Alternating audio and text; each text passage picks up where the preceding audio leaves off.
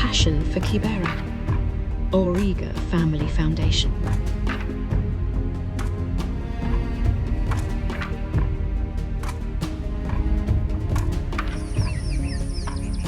Several members of the Origa family travel on dirt roads through the Great Rift Valley in Kenya. They are on their way to the capital Nairobi, where they visit a family in Makina, in Kibera, Africa's second largest slum. The roads are dusty and full of baboons. Nairobi. Maasai men lead their cattle to water and grass. It is a turbulent time because of the upcoming national elections.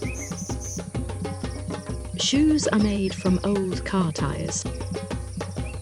Uncollected waste is one of Nairobi's most visible problems. This is due to the high population pressure and poor waste management. Skins are drying on a field in the city centre. The decorations and blaring music of the matatus celebrate whatever is hip and popular. Nairobi has a population of around 5 million, of which 60% live in slums. The slums take up less than 6% of the residential land in the capital. Korogosho, Matha and Baba Nogo are located around the huge Dandora dump. Every day, 850 tons of waste is thrown in the dump site and hand-sorted by women and children for less than 3 euro cents per kilo.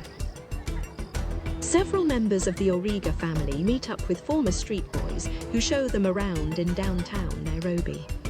There are around 300,000 kids living on the streets, of which 10% is under the 5 years old.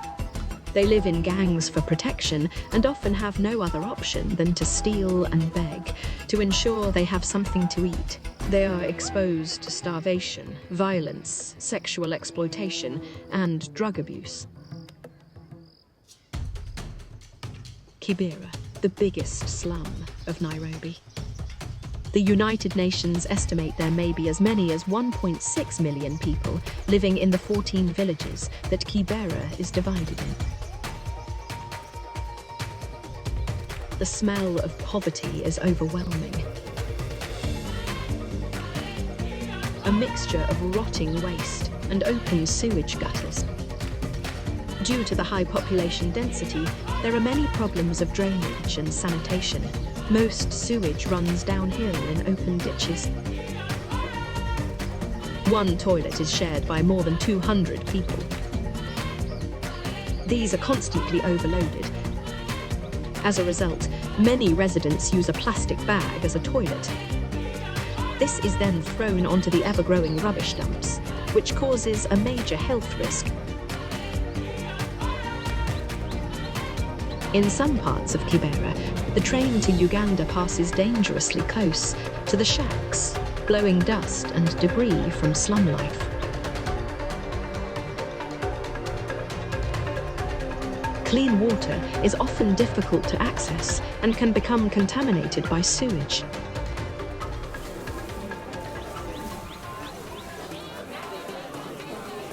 The locals cook on wood, petroleum or charcoal.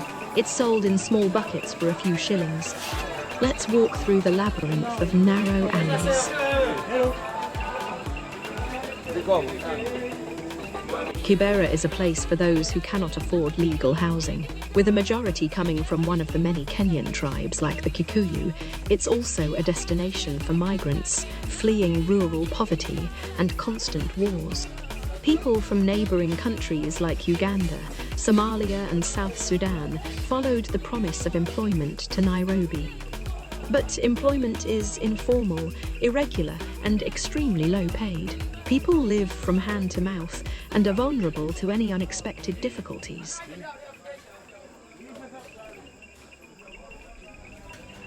Residents working in the city mainly perform manual labour. The average wage is just 2 euros per day. Others set up a small business, like a hair salon, a market stall, an eatery, or a childcare. People sell clothes from the Dandora dump, or shoes that are hardly ever sold in pairs. Some women spend the entire day cooking chapati, which sells for around 4 cents each. If they can't afford charcoal, they will cook on plastic, which releases very toxic fumes. These boys lease a moped. They offer taxi rides and transport. The government owns all the land in Kibera. The average rent of a shack is €25 per month. Camel, goat and cow bone is made into earrings, necklaces and utensils. The remnants are sold as fertilizer to farmers outside of Kibera.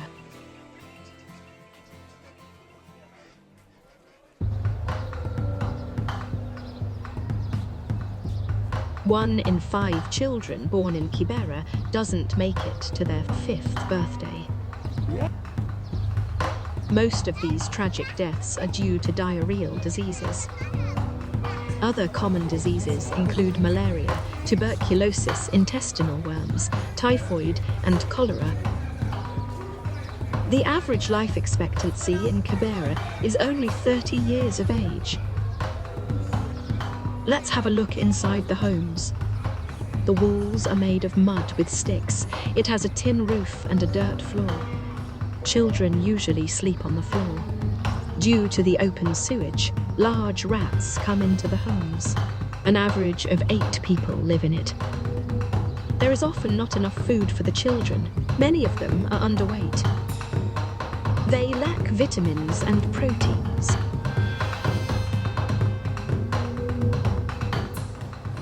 While education is likely the best way to improve a child's future, here, most parents are not able to pay for it.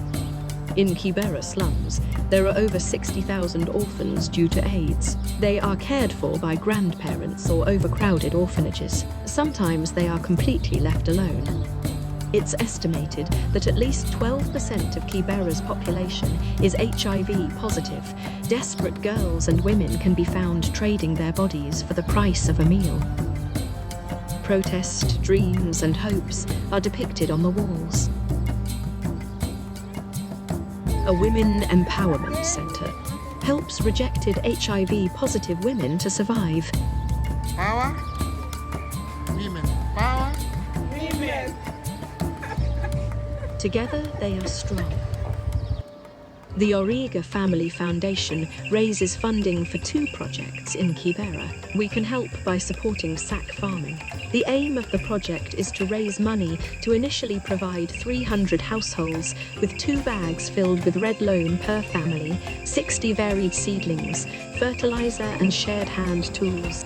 This way, families can have access to fresh vegetables for their own use.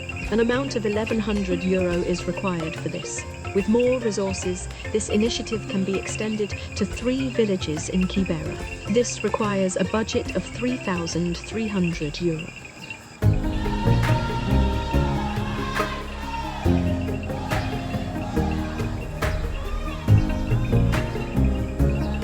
In this sea of garbage, in this land of dirt, any help is welcome.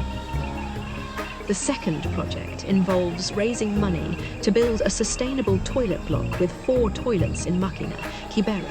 An amount of €1,700 is required for this.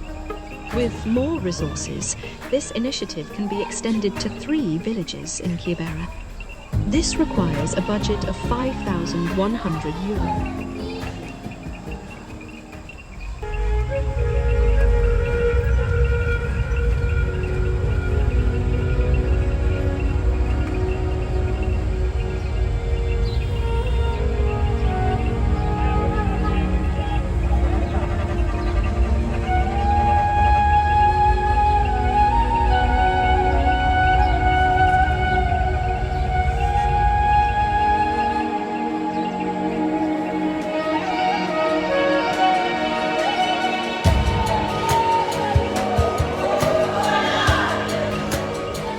It's a privilege to be able to leave the slums, to go back to what we consider normal life. People in Kibera want to live. They have hopes and dreams like everybody else. Together, we can help to make their life a little bit better.